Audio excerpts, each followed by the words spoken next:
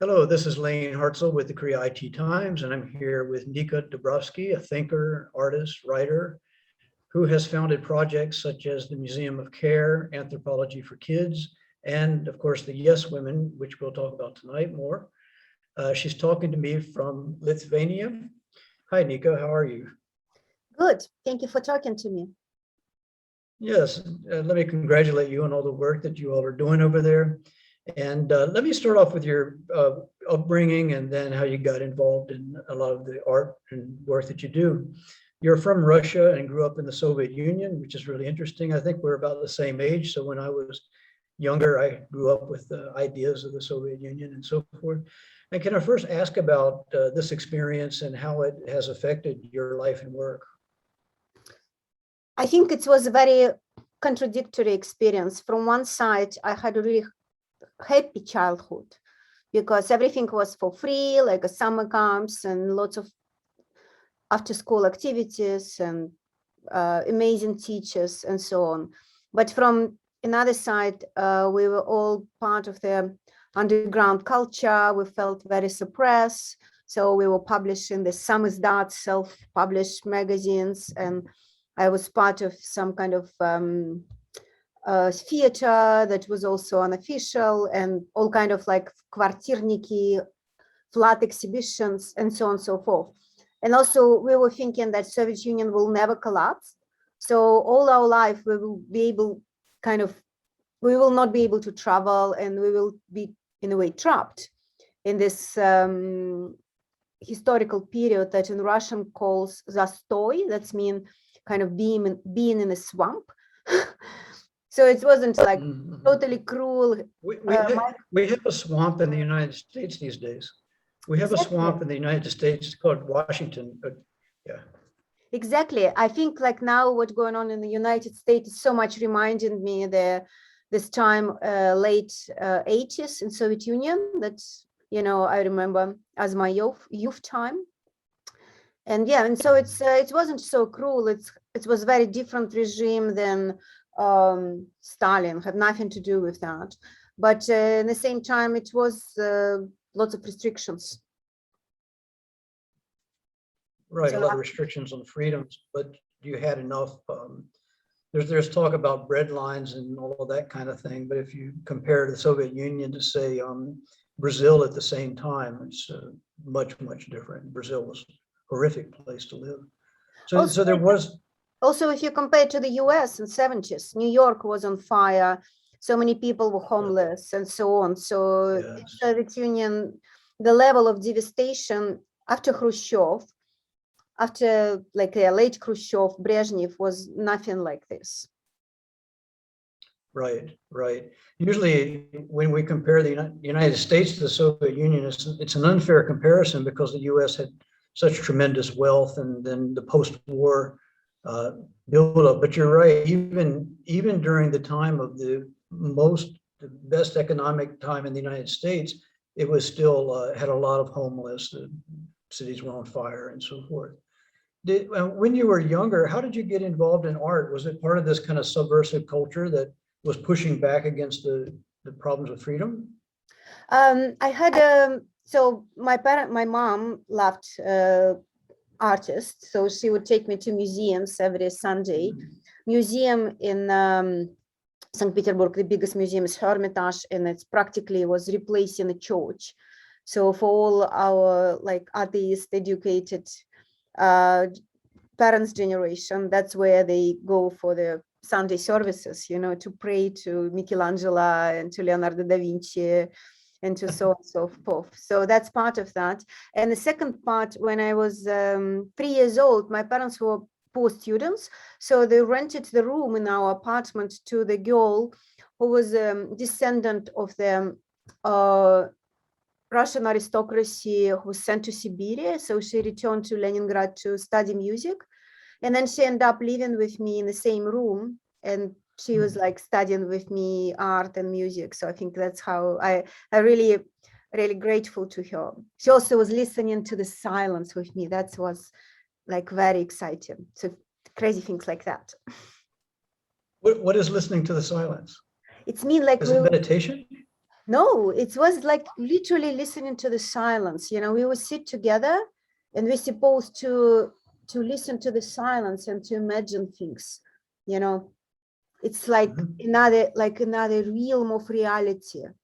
Like you play music, but then suddenly you don't do anything and you just kind of, you know, no, meditation is something physical and belong to the culture, like special culture. And here was totally her invention, amazing one. Interesting, interesting. So yeah, this is fascinating. There was a lot of tremendous art that came out of there. And then, of course, when the wall came down and so forth, about 32 years ago, 33 years ago, East Berlin then integrated back and so forth. Did you go to Europe at that time? Did you go over to Germany? So I immigrated from Russia, from Soviet Union in 1989. And I first lived in Poland, and I was in Danzig when the Berlin Wall come down. And it was all looks like something impossible, unbelievable. But yeah, so I was having an art residency, I would say, in Poland in that time. And then I moved to Israel. And to where? Israel? Yeah. And same kind of work, or were you a student at the time? Oh, Still? like at the 1990s, I moved as a Jewish immigrant to Israel from Soviet Union. It was about 1 million people moved in the same practically year to the country of 3 million. So it was quite a show. Interesting.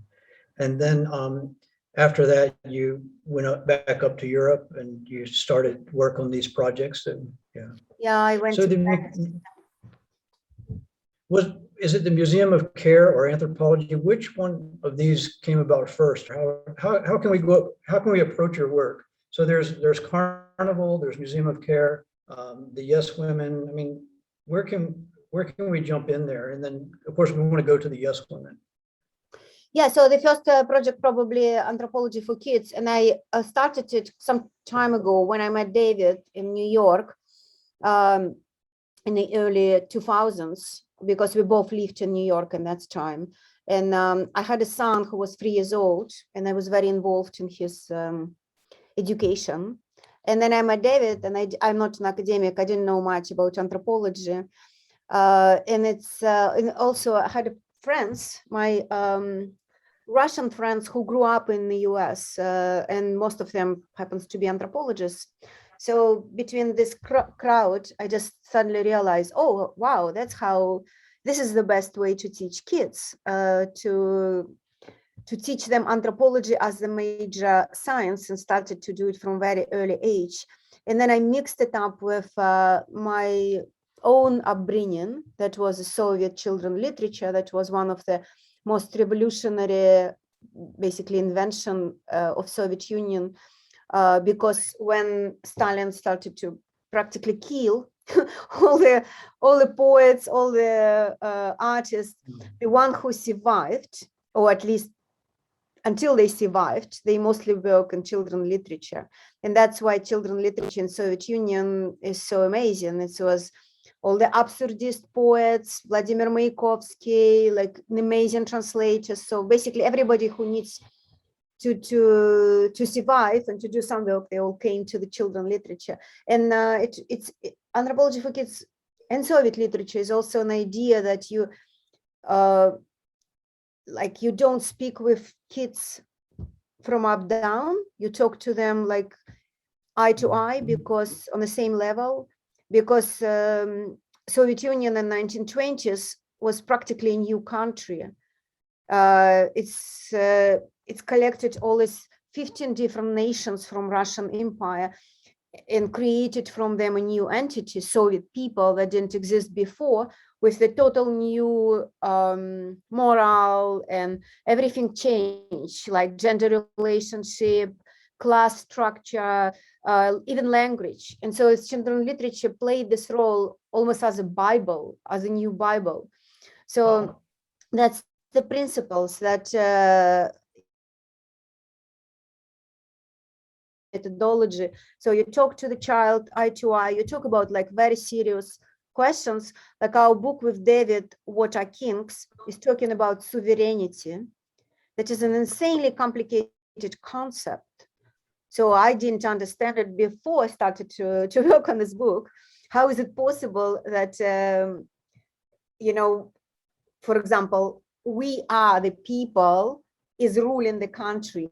Who are these people? Can I touch them?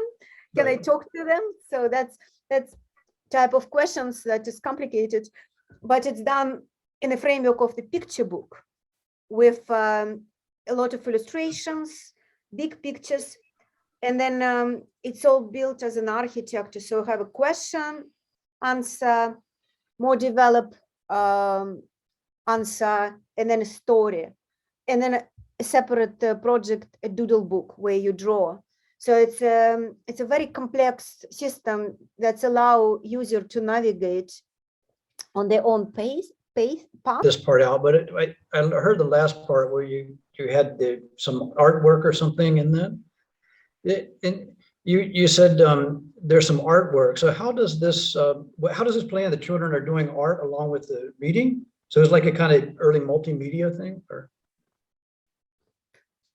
The books have a doodle part. Doodle is where you write in and draw. Okay. Doodle. Yeah. And so the idea is of this doodle part is, so we are humans, kids or adults, we all have these curious questions, like the most important things that we relate to, like what is family, what is freedom, what is nation, what is language, and so on. And so when child is going through the book, answering the questions or drawing his own drawings, he or she kind of creating his own version of his own answers on this main question. And that's education. So education is not when you're told what you should know and then repeat it back. Education when you reinvent something based on the framework that you provided with. That's right. Yeah. Educere. This is interesting. Maybe I can try this book out on myself. And so you were in New York at the time of Occupy, of course, and you were a part of all of this. And what was your experience of the United States after, of course, growing up in Soviet Russia, and you come to New York of all places? Yeah, first I came to US, to North Carolina, and it was devastating. I came to the US in 2002, so I never saw such a poverty in Russia. It was, in North Carolina, was a lot of poor people with no education, no medical insurance, no teeth. The only thing they have was TV, car, and they were working in Walmart part-time and eat like really bad junk food. So I was like, wow, it looks scary. You know, very scary. So it was a real shock. I grew up in Virginia, just north of there. So it was a real shock because the extremes, I guess, of wealth. So there's people that have all the healthcare and all the stuff that they need. And as you said, you have people that you met people that didn't have healthcare, for example. It's very strange. I can. Yeah, I'm putting myself in your shoes, coming back to the location where I was raised. That's really interesting to you. So this was a shock, and then of course Occupy came along which brought these issues that you actually mentioned there to the national discussion, which was an extraordinary accomplishment by all of the people involved. And of course, you were there. As that moved on, out of the protest mode into organizing, and of course now we have a whole nother major problem. And then of course there's Black Lives Matter, and there's organizing going on even up to today. There's unions organizing and so forth. Did the Museum of Care come out of this particular experience? No. Because the Museum of Care is a bit intellectual, right? No, Museum of Care actually like come out after the carnival, and it's was project after David's die. So it was actually my desperate attempt to not stay alone, because carnival for David was created by his friends, like the people who I really know very well, who knew David very well and who wanted to contribute. And then after, like, so it was happens very quickly. So David died in September, and in October already was the carnival 1 month later. But then all these people left, and so Museum of Care not mostly, all Museum of Care is the people who either didn't know David at all or was his students. So it was new group that came. Yes, it's a intellectual, but also not. So it's a different type of projects, and we'll see how it will develop. So the idea of Museum of Care, it's basically free space. It's online, so it doesn't cost. No, I'm just paying for the development of the website. That's it. But you know, it's an idea a little bit in the, not a little bit, in the direction of Alexander Bogdanov and Prolet cult, and also connected to the same attitude as in Anthropology for Kids. So the idea is just to make a space where the people can host events or art project that would be difficult to put in any other place. Like, yeah, like we started first to do these reading groups and a whole bunch of other projects. So, and now Museum of Care will work together with the David Graeber Institute. So that's the plan for this. Yes, and it is an intellectual. It's not. It's for so far. It's not activists. Yeah, it's this one is philosophy for adults. A lot of the work is it takes some thinking to really listen and pay attention to what's going on, and it's great that you all were able to, of course, organize using the Zoom platform, which was starting to really gain a lot of traction during the pandemic, at the first of the pandemic. And then you also have Fight Club, right? So you had Michael Hudson with Steve Keen and maybe somebody Piketty or something, right? Yeah, Thomas Piketty also was part of the Fight Club, and there's a new things. sparring. Yeah, yeah, it's also an intellectual, of course, but it's an idea of, yeah, just like to do something that will be more in the direction of the art project. Yeah, but Museum of Care is a very young project. It's how long? It's like a little bit more than a year. So we see how it will develop. Has a lot of different ideas cooking up. Let's see what survive. Very good. So moving into the more feminist work, and particularly you had Federici there talking about divorce, and I attended this, and I think it was like December 7th. It's about like the first week of December, and the discussion, of course, was people were concerned, particularly about the roles of women and you know what they've endured under, of course, you know what men and women have endured together, but particularly what has been the experience of women within a capitalist system, within a patriarchy. And can you talk a little bit about, you know, how you felt that meeting went and your ideas about these topics? Well, I think it's a really very important topic, because so we started this group with David, and we did a couple of interventions together with him and wrote some text about that also together. And for David, feminism was like an extremely important, the most important things that happens in the 20th century. Because, yeah, because so, you know, like when if you read David carefully, like everything he's talking about is reproduction of people. Yeah, that's the real value of human society. And in our society, like physically and in every other way possible, it's a woman who is doing this work.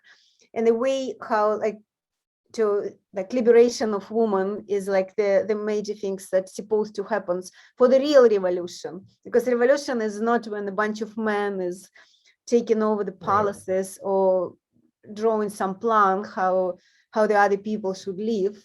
Revolution and real liberation is when every member of society, every small units, let's say family, is really become liberated. But you only can do it through the liberation of women. And that's exactly why David was so much love Rojava project, for example, because it's all about woman liberation. Yeah. Yeah. So that's what, yeah. When you said the reproduction of people, I had thought, I'm in the sciences, right, in philosophy, and one of the techno-utopian ideas, they keep saying that we can't make people yet. You know, they want to make this kind of machine and, you know, do DNA and all this kind of stuff. Have you ever heard of a woman, like a human being? Women make people every day. It's like, well, this doesn't even compute on the techno-utopian idea, but women are creating people every day. So, but of course you're talking about intellectually too. And okay, so you had Friedman, first wave, you have Simone de Beauvoir, you have all of this tremendous work, constant resistance from women from, you know, for centuries. Finally, you know, probably by the 1970s, things were starting to get a lot better. And then now with neoliberalism and so forth, what are you all seeing as far as the status of women, particularly say in the professions, in politics, you know, so forth? What's your opinion on, and what are you seeing happening right now for the women? Yeah, I think it's really, so some things are good and some things are not good. So there's feminism become a buzzwords and gender politics, but it was adopted as identity politics mostly. Yes. So the fate and the real structure of society for the most of the population didn't improved, but part of the women who belong to the ruling class got the like Right. equality, you know. So We have feminism, right? yeah, because previously even like a woman from the rich families or ruling class would still be suppressed, yeah, but now they're not, so that's for sure. But so because yeah, but this is not the real answer. So the real answer should be every part of society should have a gender revolution. And actually this is one of the most important thoughts in the last David book, Dawn of Everything, that he wrote with Van Gogh, because they showing very clearly that the suppression or inequality is starting from below. So the only way to change it is not to change it up, but to change it down and then grow from there. So feminism is really, really good for everyone, including men, if it's done correctly. There's two things that come to mind. One is when I hear you talking about the condition of women, say in my country, we have these states called flyover states, right? So you have the East Coast and you have the West Coast, and in between are the states where politicians, I suppose business and so forth, they just seem to don't care, right? And these people now are angry, frustrated, dying of opioid addictions, you know, they don't have health care, all of the things that you were talking about, but it just extremely, you know, at the extreme case. And then they get labeled by the, you know, these kind of liberal kind of globalist kind of thing as being neo-Nazis, as if, you know, here these people are suffering a lot, say like, I don't know, it's in West Virginia, for example, that's always been a location of a lot of tremendous fighting and a lot of difficulty. And then they get labeled as neo-Nazis. So, you know, they want to have health care, I'm sure. They want to have good schooling. They want to have, you know, clean water and so forth.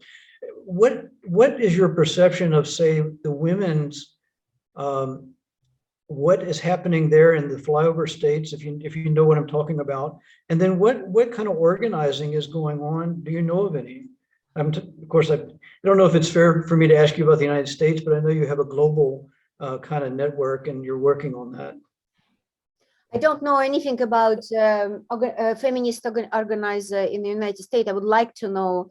I know a little bit about Germany, where we did this project for the Yes Woman, and it's a very similar situation. So I would say about Germany, some of the same tendencies that you describe about US is going on in East Germany, that was colonized by the West Germany and become very poor during this kind of swallowing of the West, swallowing of the East by the West.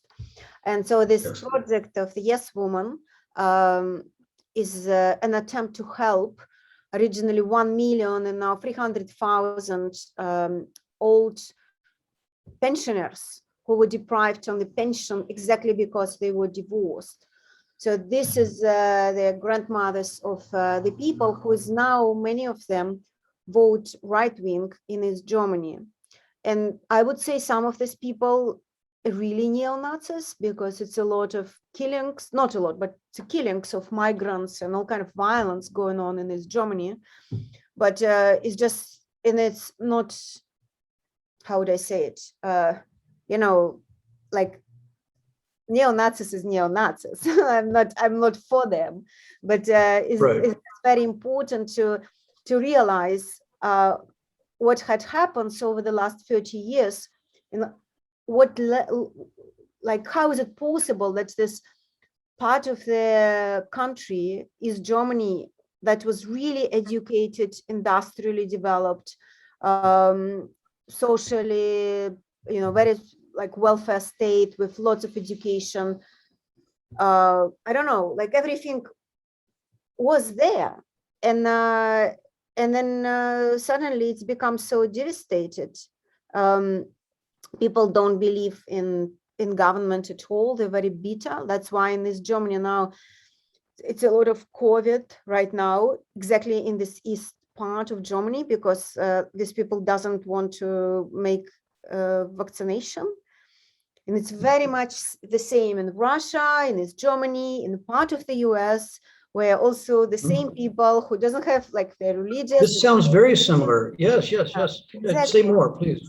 Yeah, and so it looks like, you're, if a certain part of the population was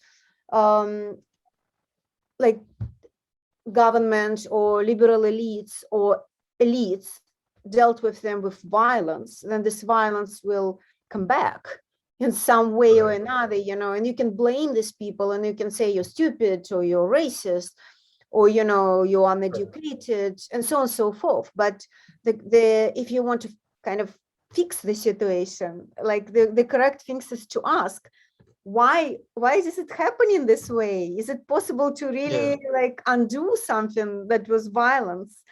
So that was the attempt to work with this woman and to help them, because the situation in which they found themselves was really unfair. And I would just want to say that when East Germany and West Germany united, actually the gender rights in East Germany was much better than West Germany. West German woman was totally suppressed. They're like until 1974, not only in West Germany, also in Austria, in other countries, like US. Swiss, like the woman have to get a written permission from their husband to get a job or to buy something that's more than a certain amount of money, So it's basically was Saudi Arabia. And in East Germany, they were like all educated, they were all working, they all had government support, the kindergartens was working. So if they don't like the spouse, they would just divorce. And that's why it was so many divorced women, and they all were working.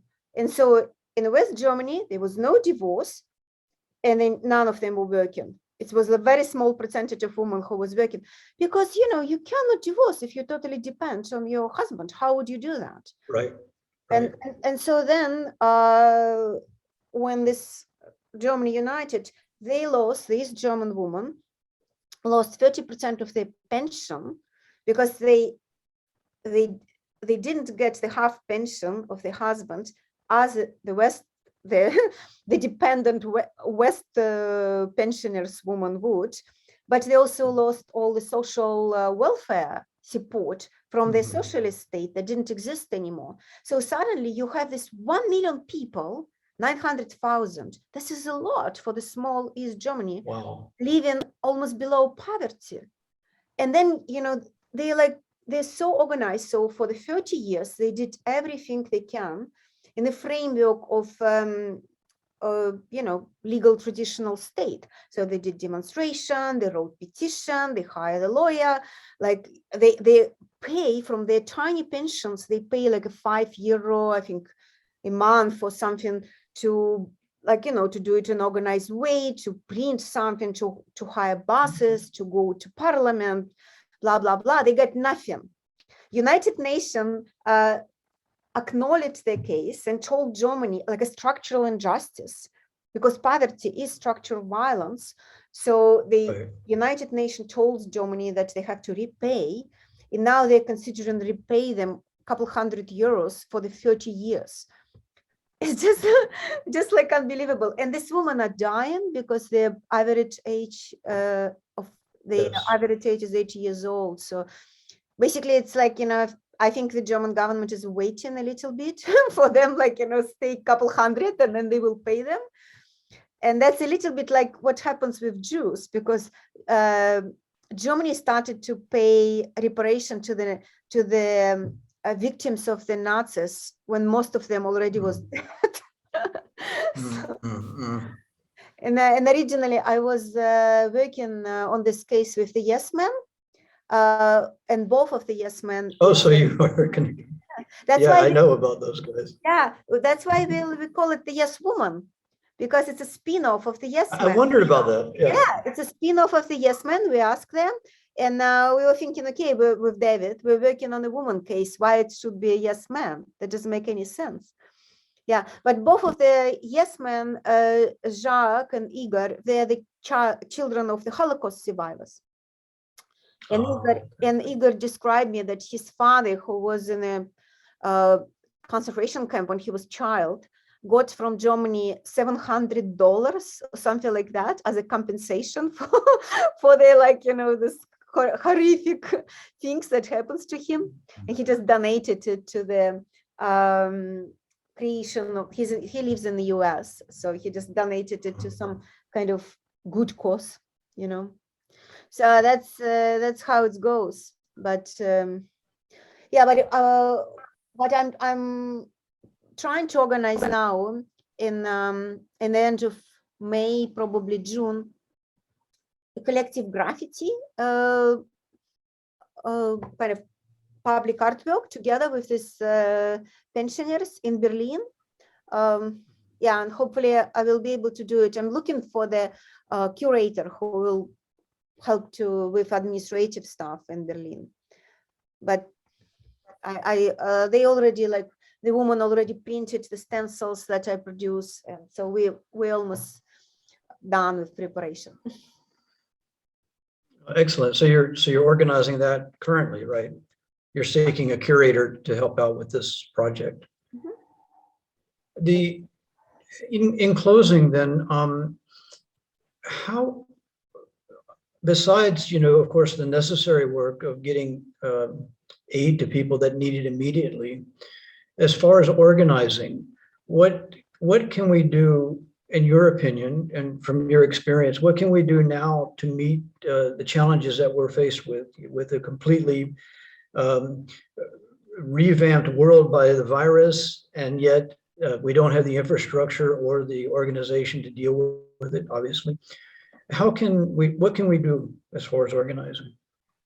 Oh, I don't have one answer, but I think different people should do different things. For example, I know that our common friend Steve Keen is now campaigning for getting elected to the Australian Parliament. And I think that will be amazing if the people like him get elected, and would be able also to try to push the right laws, but also it's a very good public arena for actually talking to them, to a lot of people. So for example, I would like to help Steve to to become elected, and it's a very similar things that in the UK young people were doing around Corbyn and Momentum, because despite the fact that Corbyn was kicked out of power, still during the time that he was in power, he successfully energized so much people, and so much people change, their attitude. Let me ask you about that, because there was talk about disinformation being put out that he was an anti-Semite, but this was totally untrue. And of course, it was a power play. So Corbyn is now reorganizing with people for this, to push forward. Well, he was not only, he was kicked out of the Labour Party even. That's now his campaigning to get back. I think he's just doing what he can. And Labour Party more or less was destroyed because